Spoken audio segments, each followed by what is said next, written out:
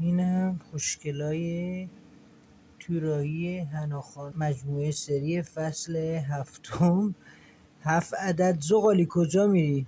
آقا زغالی کجا؟ بچه ها زغالی خواست بره. آفرین دنبال حنا میگردی. اون مامان حنایی رو ببینیم بچه ها، اون مامانشونه. بچه ها بو میکنن میخوام برن سمت مامانی. خب برفی، گرگی، فندق، مخمل. وای وای مخمل بیشتر چشماتون باز نشده؟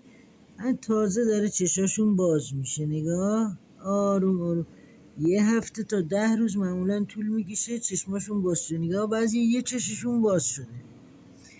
آخه آخه کجا میری تو زغالی شیطون؟ وای وای برفی رو نگاه هنوز تو خوابه با اون سیبیلاش. نازه کوچولو کوچولو کوچولو کوچولو. وای دراز کول کجا میری تو اینقدر خودتو دراز کردی بچه ها؟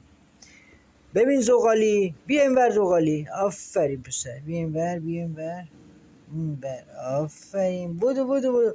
مامان حنا، مامان حنایی بیا پیش بچه ها. مامان حنا، مامان حنا، حنا خانم با شما. بچه ها دارن میرن سمت حنا خانم.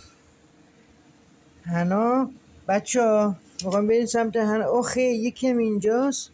به مامان حنایی اومده، خوشگل ما اومده. سلام کن مامان حنایی. فرار نکن، نمیخوان شیر بخورن که، میترسه شیرشون بده. فعلا تا بعد. زغالی رو من برم بگیرم تا گم نشده.